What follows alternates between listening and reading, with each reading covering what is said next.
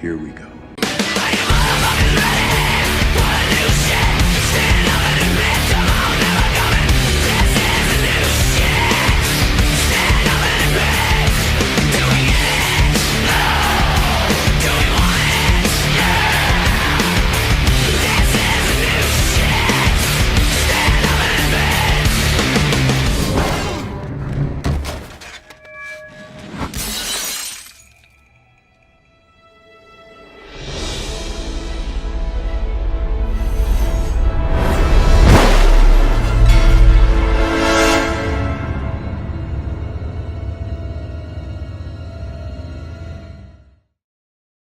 So The Matrix became a huge hit back in 1999, making over $400 million and winning over 4 Oscars.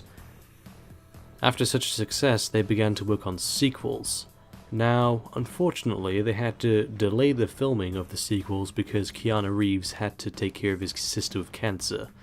They also worked on a video game and some anime shorts, which would become Enter the Matrix and The Animatrix respectively, but the main focus was on the sequels. In May 2003, the first of the sequels would be released, Matrix Reloaded.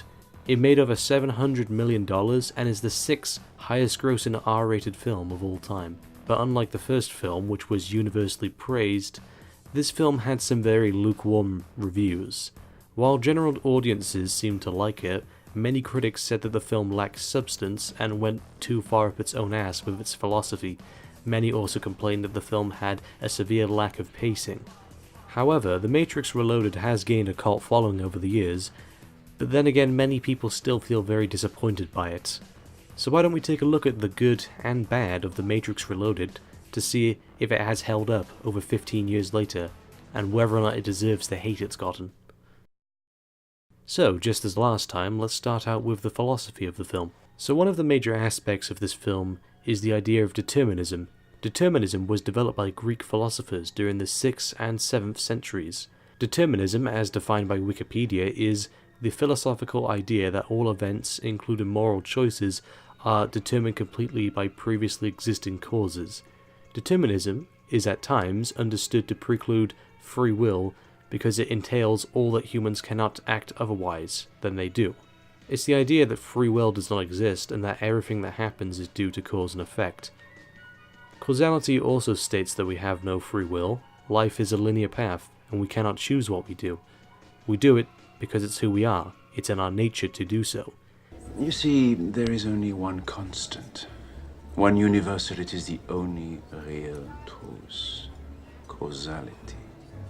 Action, reaction, cause and effect. Everything begins with choice. No, wrong. Choice is an illusion created between those with power and those without.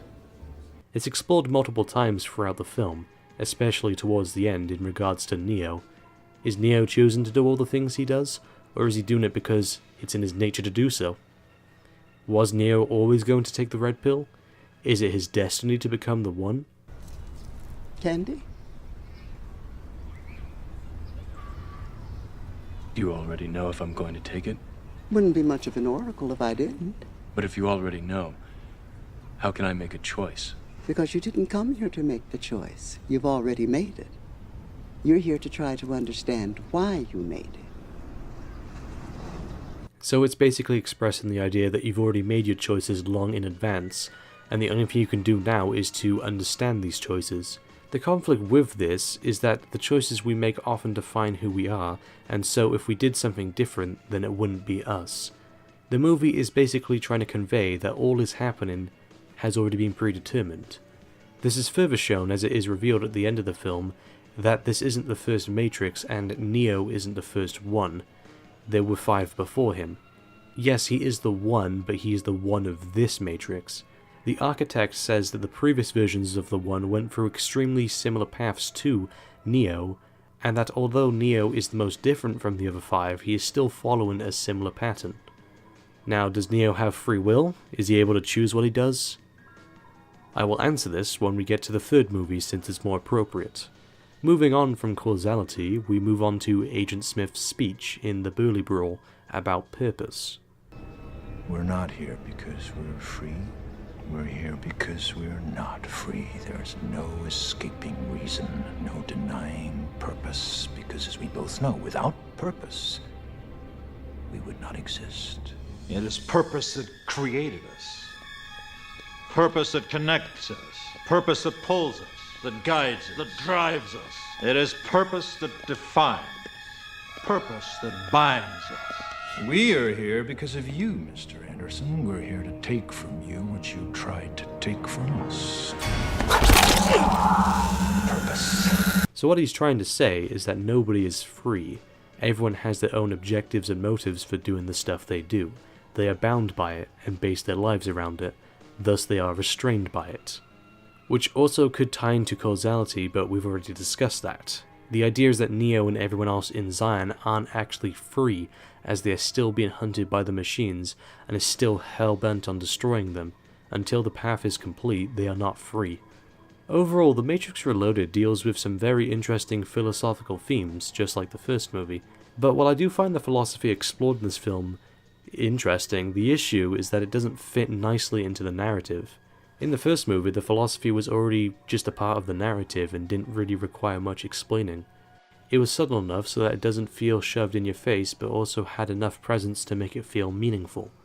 In The Matrix Reloaded, every 15 minutes there's a 5-minute long philosophical speech by one of the characters. It just stops the movie dead in its tracks when the pace starts to get going. Now, for me, it doesn't bother me that much, as I find the philosophical aspects of this movie quite interesting, but for someone who is just here for the action and the story, they're just like...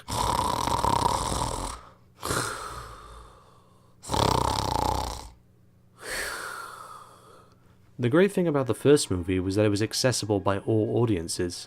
Whether it was the philosophical aspects, the action, the story, or the characters, there was something there to keep you engaged, and none of these aspects conflicted with each other.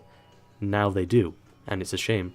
Still, I think what is in the movie is quite interesting, and brings a lot of great discussion to the table about life, control, choice, and purpose.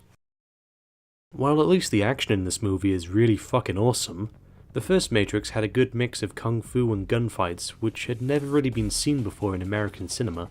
The Matrix Reloaded chooses not to just do the same thing as the original, but it adds new elements to these fights to make them more entertaining. The choreography is great, dynamic and varied. The camera work is wide, steady, and very good at keeping pace with the action. And overall, each fight scene is just very fun to watch. The cool thing is that each fight scene has something different to offer. The first fight is Neo against 3 agents. The next is Neo fighting Seraph on tables. Then it's Neo fighting hundreds of Agent Smiths. Then it's Neo fighting enemies in a chateau with weapons. Then it's a car chase, and then it's a hallway fight. Each fight feels distinct, and it's very engaging to watch. Now, to be fair, the CGI in the Burly Brawl fight does look very dated. Not because the character models they use are bad, but it's because they move too smoothly. It just looks weird. But for the most part, the fights do hold up. What I do like is how these scenes show how powerful Neo has become since the first movie, but the limits of his powers as well. Neo takes down 3 agents in less than 50 seconds, no issue, which shows that he is much more powerful than in the first movie, as he had trouble taking down just 1 agent there. However, the next fight with Neo shows that he can be matched in a fight. Seraph doesn't beat him, but he is able to hold his ground against Neo, showing that he isn't omnipotent. And then the third fight has Neo fighting hundreds of Agent Smiths and he has to fly away. These scenes show that Neo has become more powerful since the first movie, but he can still be matched in a fight and beaten in a fight. The highway chase is probably one of the coolest car chases I've seen in a movie. There is so much variety in the fighting. You have shootouts, in-car fighting, swords versus cars, fights on top of trucks, motorcycle stunts, and split jumps. This entire sequence took 7 weeks to film and it really paid off. Probably my favourite fight scene in the movie is the one in the chateau because of the variety of weapons used, which keeps the fight fresh, and the rotating camera work helps get a good look at the surroundings and the choreography. Honestly, despite the hate this movie gets, I doubt many people will disagree that the fights are great. Morpheus and Trinity also get their time to shine in a few action sequences, and they are pretty awesome too, because of everything I just said. But anyway, I think it's finally time for me to get onto the story and characters of The Matrix Reloaded. So The Matrix Reloaded picks up 6 months after the first movie. Since then, Neo, Morpheus and a few others have been trying to free others from the Matrix. There is also some conflict going on in Zion between Morpheus and Locke. Neo and Trinity now have a full-on relationship, which is awkward, but at the same time I can't really place that blame on the movie. I mean, it was established in the first movie, so they couldn't just ignore it. But I still don't think it works well since these two have no chemistry whatsoever. Anyway, the story is that after freeing so many minds from the Matrix, the machines are getting desperate, and are now closing in on Zion's location, and in 72 hours the war will begin on Zion. Neo, Trinity and Morpheus are awaiting contact from the Oracle so they can find out how to end the war. Now, that doesn't sound too complicated, but the issue with this movie is that it has so many stuff going on at once and it often loses focus on what is really important. There's also just a bunch of different side stories following the main story and they don't really fit into the movie. So here's all the stories going on in this movie. 1. The story of Neo reaching the Source. 2. The machines invading Zion, which doesn't come into full effect until the third movie anyway. 3. The politics in Zion. 4. Link and his family. Like, seriously guys, you don't need like 4 different plot lines going on at once. In the first movie it was one plot line. The story itself works fine, but the issue itself with this movie is that there's too much going on and the movie loses focus really easily on what kind of story it wants to tell. Anyway, let's go through the story. So the movie starts off with a big explosion.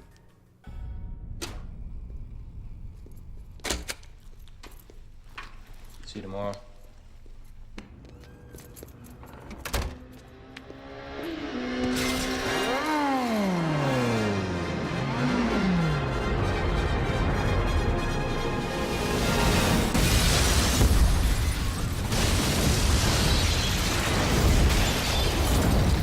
Yeah, okay.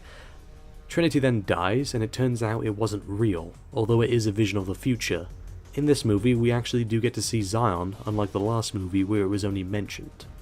An improvement, as before we were only just told to care about Zion, but here now we actually have a reason to care about it since we actually see the ins and out of it, which makes us really care about the city because we now have an attachment to it.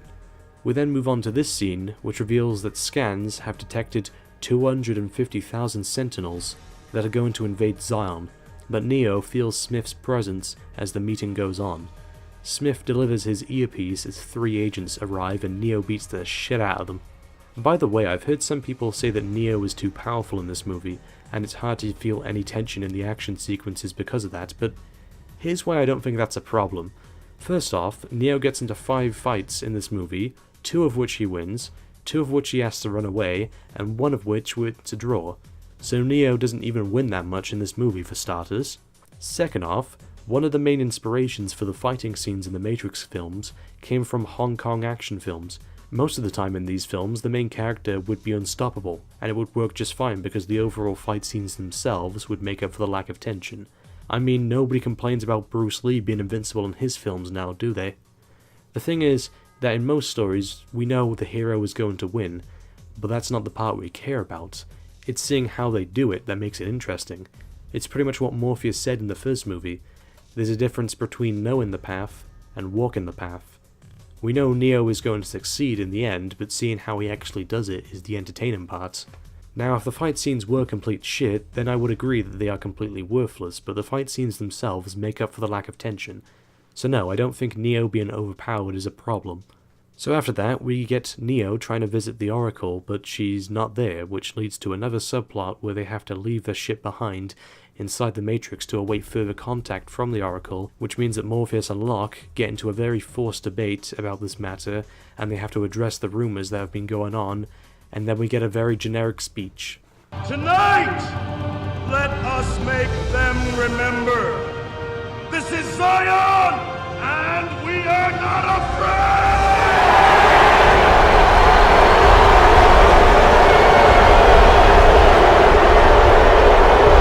Then we get a 5-minute rave scene with porn music.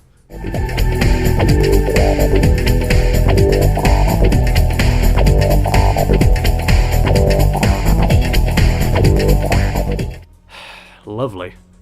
After that, Neo and the old counselor, whatever his name is, I can't remember, have a talk about control. but I already addressed this in the philosophy section, so we'll just move on. We then get to Smith copying himself onto Bane, which was already established that he could do earlier in the movie, so this works. I'm not sure why he can do that, but I guess it's because he's a virus and a virus spreads, which is kind of ironic considering what he said in the first film. Every mammal on this planet instinctively develops a natural equilibrium with the surrounding environment, but you humans do not. You move to an area and you multiply, and multiply until every natural resource is consumed. And the only way you can survive is to spread to another area.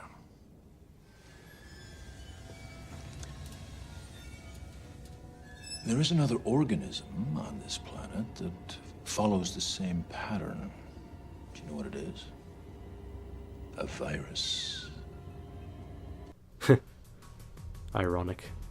Okay, in all honesty, the movie could have started right here. Not much that has happened in this movie has had much of an impact right now, apart from the meeting scene. Like, we're over 40 minutes into a 2-hour movie, and nothing of actual substance has happened. That doesn't mean the stuff that has happened so far is bad.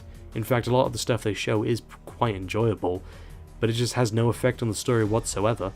In the first Matrix movie, each scene has a purpose and drives the story forward, whereas this movie has a lot of unnecessary filler. This movie could have easily had 20 minutes cut off. So this is where the movie starts to get good. Neo meets Seraph and has a fight. I had to be sure. Of what? That you are the one. Could have just asked. No, you do not truly know someone until you find them. Okay, a lot of people may actually think that line is dumb, but it actually does make quite a bit of sense. It's a metaphor for the fact that you really don't know who an individual is until you challenge them. Not necessarily challenging them to a fight, but challenge them. So for all those confused, that's what the line of dialogue means. So then we get a long sequence explaining how systems in the Matrix work. This didn't need to be in the discussion. This really has nothing to do with the story itself. The conversation should have just been about Neo, what he sees in his dreams, and how he can save Zion, but instead we get a 5-minute long talk about control and choice.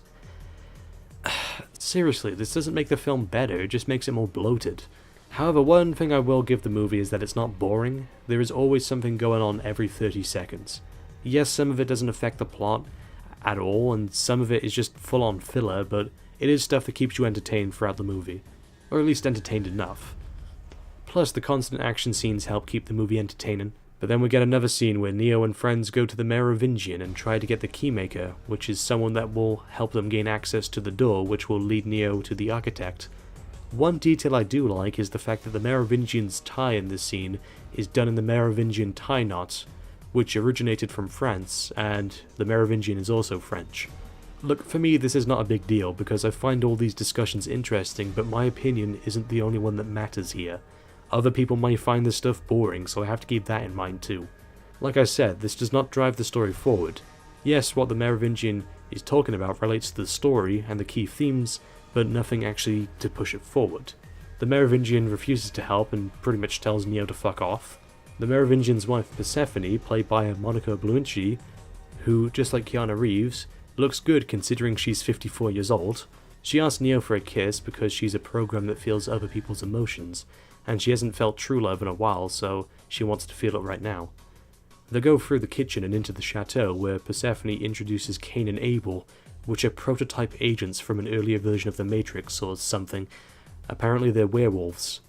Anyway, Persephone kills off Abel. These two are in the video game Enter the Matrix, but I'll get to that game in future time. Then the two twins try to get the Keymaker, so Trinity and Morpheus have to stop them, so Neo has to fight the Merovingian's henchmen. It's a pretty cool action sequence and my favourite in the film.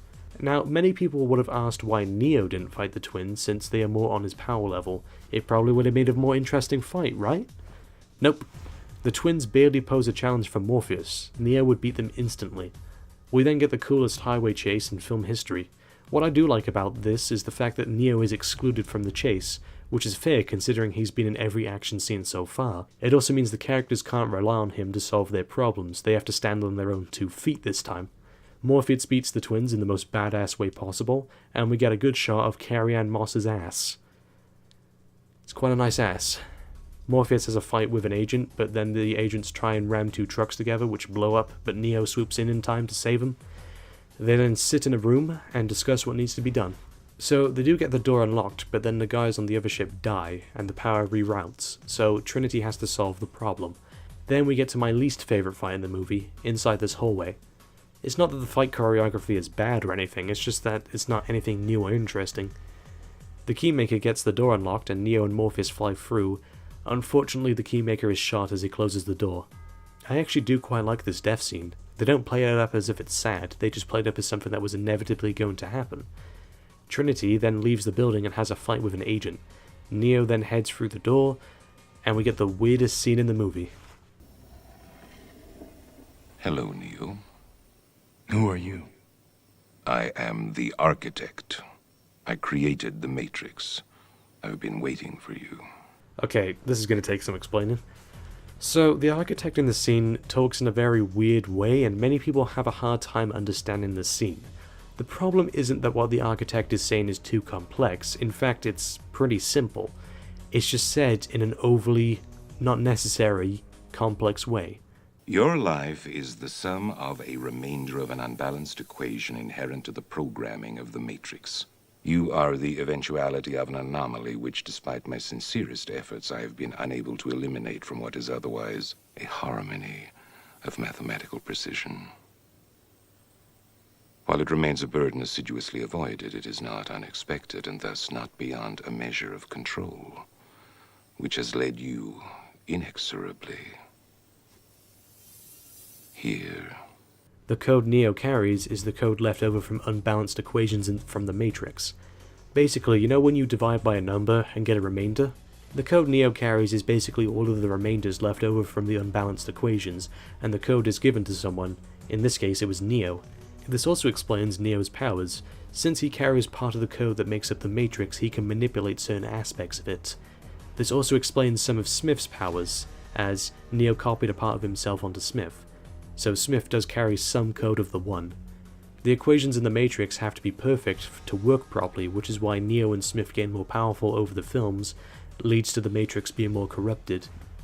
Everything the architect says is easy to understand, but he puts in words such as irrevocably, coherently, vis-a-vis, and other shit in his sentences. Honestly, I think the scene could have been written much better. However, this is the only scene in the entire trilogy to contain the F word. 4 times.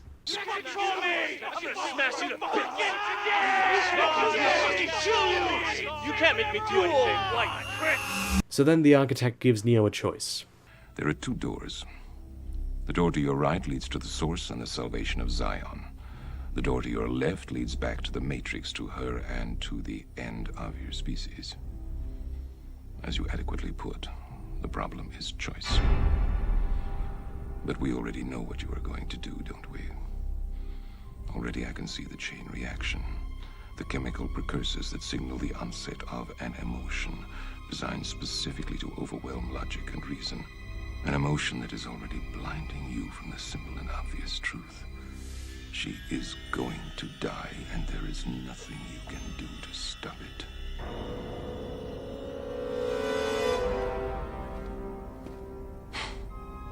Hope. It is the quintessential human delusion, simultaneously the source of your greatest strength and your greatest weakness. If I were you, I would hope that we don't meet again. We won't. Now unfortunately I can't talk fully about the meaning behind this choice until we get to the 3rd film. For now, just know the architect is full of shit. Anyway, Neo chooses to save Trinity, but she dies.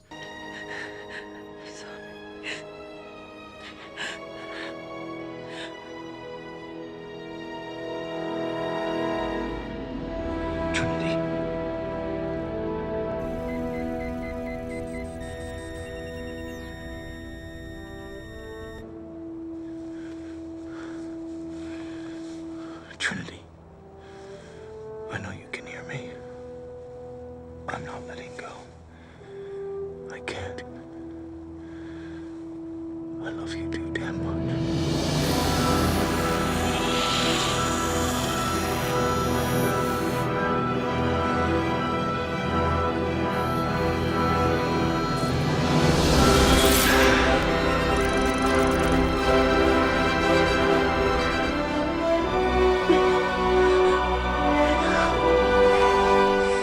I love the face she makes when she comes back, like, holy shit, I should be dead. Guess this makes us even.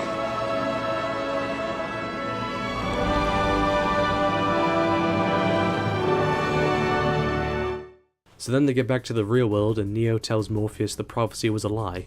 Then a few Sentinels attack with a bomb.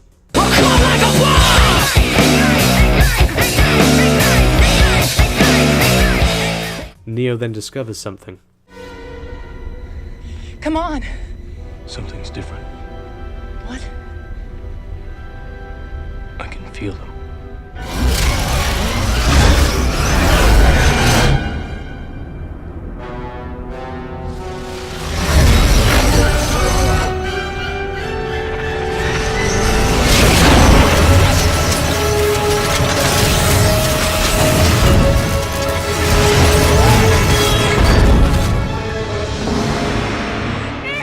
They get rescued and are waiting for Bane to wake up.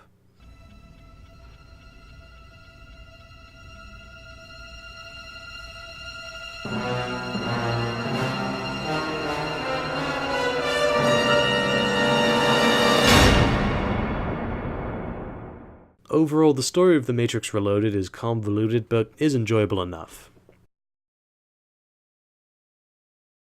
The soundtrack in this movie is fantastic. Each track is memorable, it fits the tone, and keeps you engaged. What's interesting is there was a version of the soundtrack composed before the one we have now. It's pretty good and feels very much like the Matrix music we know and love. However, they wanted more techno music in this film. They didn't disappoint.